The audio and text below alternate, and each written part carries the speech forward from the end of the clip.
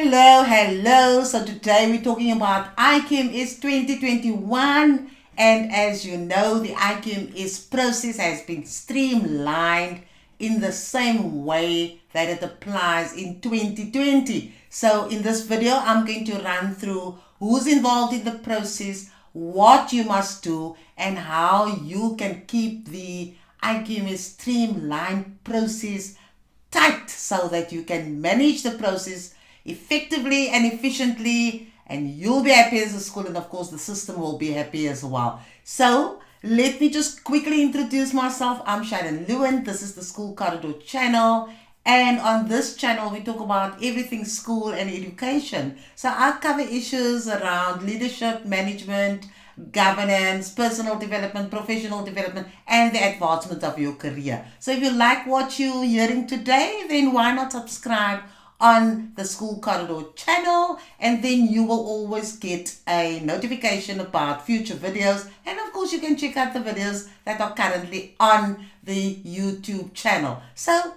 let us dive straight into that IQMS Streamlined for 2021. Okay, here we are, Streamlined IQMS Annual Appraisal 2021.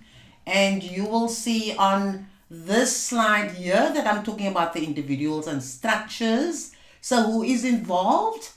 One, all educators who are currently being paid by the Education Department must comply with the IQMS Annual Appraisal. So all educators are included, even those who have valid permission to work from home or work in another venue and are not required to be in a classroom. So effectively, all educators must complete the annual appraisal of IQMS for 2021.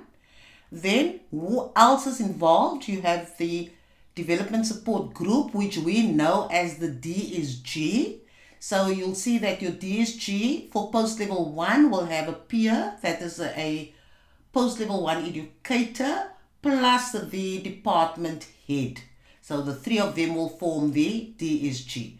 If the educator who is going to be appraised for 2021 is a PL2 educator, a DH or department head, then the DSG, the Development Support Group, will consist of the peer, the educator, the DH, and of course the deputy principal. And then lastly, if the deputy principal wants to complete his or her annual appraisal, then the peer structure the DSG structure will be the peer. So in many cases you don't have two deputy principals, so the peer could, I suppose, be a department head and of course the principal. Then the last structure that is involved in the annual appraisal is the principal and the staff development team, which we know as the SDT. So the SDT, that committee will usually have your IQMS coordinator serving on that committee. Then you'll have the deputy principal and the department head, and you may have a post-level 1 educator. But bear in mind, all schools have compiled their SDT teams differently. So this is just an example of how the SDT will be structured, right? So you'll have the principal on there, the deputy principal will serve on the SDT, and then of course you can have other educators like your department heads and your post-level 1 educators. So let's look at the responsibilities that all these role players have. The educators, what is the role of the educators when they have to conduct their annual appraisal of the IQMS? The educator will complete the self-appraisal form. So it is only the educator that will complete that document called QA3, but we'll speak to that in a second. The second group that is involved, as I mentioned earlier, is your Development Support Group, your DSG, and the responsibility of the DSG is only to verify the self-appraisal scores that the respective educator has awarded himself or herself. And then you have the principal and staff development team, and they have to validate, they have to moderate and confirm that all educators have completed the IQMS appraisal and that all those scores are fair. So let's look at the process quickly. Again, I've just got 3 headings there: who's involved, and just briefly what that particular role player must do, and then the last column you'll see that I speak to the particular IQMS documents or the IQMS instruments that must be completed. So you have the educators. As we mentioned, the educator is the only person who scores him or herself as per the applicable IQMS performance standards, right? So if you look on the right hand side, you'll see that the educator appraisee will then complete the QA3 instrument. If it's a post-level 1 educator, that educator will only complete performance standards 1 to 7. If it is a department head or a post-level 2 educator, including those educators who may be acting in that particular post, those educators will complete performance standards 1 to 10. And if you have the deputy principal completing his or her own appraisal, his own self-evaluation, and the deputy principal, of course, we're referring to even those who are acting in that particular position, those deputy principals will complete performance standards 1 to 12. Okay, I hope that is clear. So it's only the educator himself or herself that does the scoring, does the evaluation, does the appraisal, and the key document, of course, is the QA3 that is being used. Then, how does the development support group get involved? How does the DSG get involved? All the DSG must do, that is the peer and the supervisor, must then verify the educator scores on the QA3. In other words, they need to confirm that those scores are fair, those scores is a reflection of what the educator has done primarily, as the guideline states, primarily in 2021, but of course there will be historical evidence that the educator may refer to, because we are working in an abnormal environment, and that is why the IQMS has been streamlined. So your DSG will just verify the educator scores, the department head and the peer will look at the scores, and if they agree with the scores, they will then sign off on the QA3 document, as you can see there in column 3, right? So the QA3 is then verified, confirmed, checked.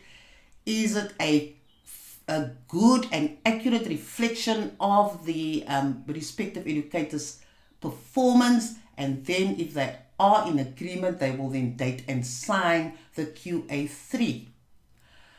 The next step then is that the supervisor will then populate the QA5 document, which is in fact the legal document to record all the educators' scores next to the corresponding performance standard.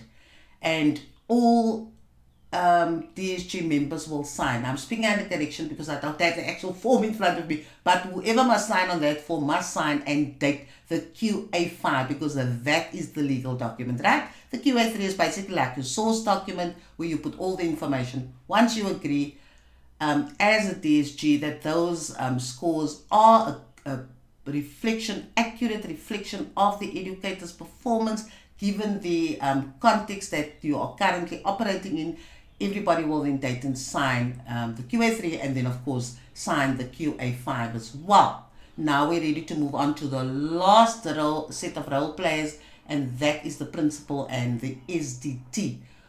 So what is the role of the SDT? The SDT with the principal will validate all the scores. In other words, that team with the principal will check to see whether all educators have completed the QA3 correctly, whether the QA3s have been signed and dated by the authorized people like your educators and the DSG, and then they will also check to see whether those scores are in fact a true reflection of the educator's performance primarily in 2021. But like I said, there is the implication that you have to take into account the educator's performance prior to 2021 as well. Then, of course, what documents need to be completed by the SDT and the principal. I've just mentioned that all the QA3s must be checked. Then all the QA5s need to be checked as well. And then once that team has then checked and moderated and ensured that all educators have completed the process, all the scores are in fact a true reflection of all the educators' performance at the school, the SDT will then complete the QA7 document, which is the composite or summary document of all the scores of all the educators at the school. That QA7 document will then be signed by the principal and by the IQMS coordinator. And then, of course, the QA7 will also be dated. Right, so I've just concluded the overview of the IQMS Streamlined process that must be applied in 2021. It is the very same streamlined process that you applied in 2020, and this streamlined process is a compliance process. In other words, you cannot decide to deviate from the process. And if you do have any questions, then check with your circuit managers just to clarify any aspects that you need to clarify. And then, of course, schools can use the digital platforms that we have so that you can make it easier for yourself in terms of completing these documents. So WhatsApp can be used when the DSG needs to meet and then verify the educator's scores, and then of course the physical documents can just be exchanged. And the same with the SDT and the principal. When that process is being done, it doesn't mean you have to find a space now and have a face-to-face meeting. You can use Zoom, you can use MST, and you can use all other platforms that will help you to complete the process so that you don't just add additional stress and become more traumatized because you must complete the IQMS process. Remember, every educator paid by the education department must comply with the IQMS process. The IQMS annual evaluation must be done at the end of the year. So every single teacher that is being paid by the state, that is on the state's payroll, must have an IQMS score for 2021. So on that note, this is the end of our session. If you enjoyed and found value in this video, then feel free to share the video with all your friends and colleagues so that they can also see how to conduct the IQMS process. And if you have any questions, then of course direct those questions to your circuit manager or your supervisor so that they can clarify any questions that you have. And then of course, like the video and make sure that you are a YouTube subscriber so that you know that we are in this together, where we want to help you grow. We want to help you be inspired, and then of course we want you to be empowered so that you can become the best person and the best professional that you can possibly be. And on that note, it is cheerio. See you next time.